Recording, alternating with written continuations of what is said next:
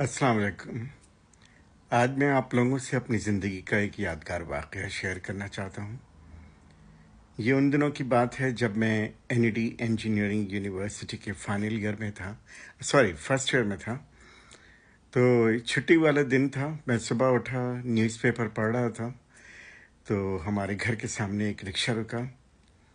मैंने झांक के देखा तो हमारे अब्बू के एक दोस्त के बेटा खड़े हुए थे।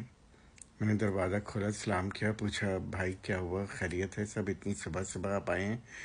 तो उन्होंने बताया कि उनके वालिद की डेथ हो गई है। तो मैं अपने फादर के पास गया, उन्हें उठाया, लेके बाहर आया।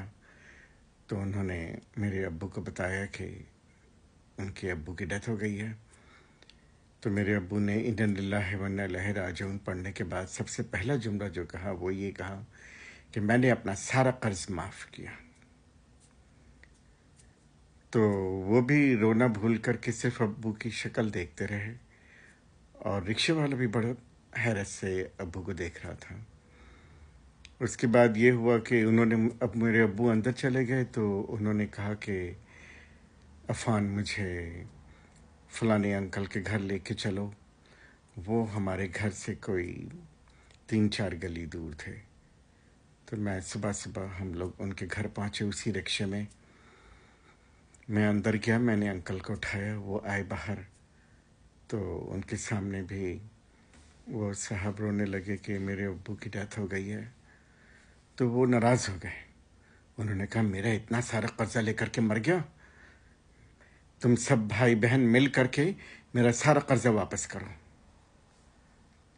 उनका ये जुमला सुन के मुझे अपने अब्बू इतने ऊपर लगे और वो बिल्कुल ज़मीन की पस्ती में लगे।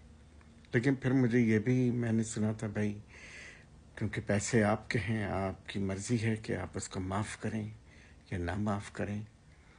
अगर वो उन्हें माफ़ नहीं भी कर रहे थे तो मेरा ये ख्याल था कि ये बात वो बाद में भी कर सकते थे, लेकिन इतना रूडली और इस तरह से ब्लंटली कह देना मुझे अच्छा नहीं लगा। लेकिन पता नहीं क्यों उस दिन की बात से वो मेरे दिल से उतर गया। मुझे बहुत दुख हुआ कि उन्होंने ऐसा क्यों कहा, लेकिन वो तो कह के अंदर चले गए। और रिक्शे वाला, मैं और वो भाई, हम लोग बस एक दूसरे की शक्ल देखते रहे। मैंने फिर उनको कहा अच्छा आप जाइए, तदफीन का इंतज़ाम कीजिए, हम लोग आते हैं।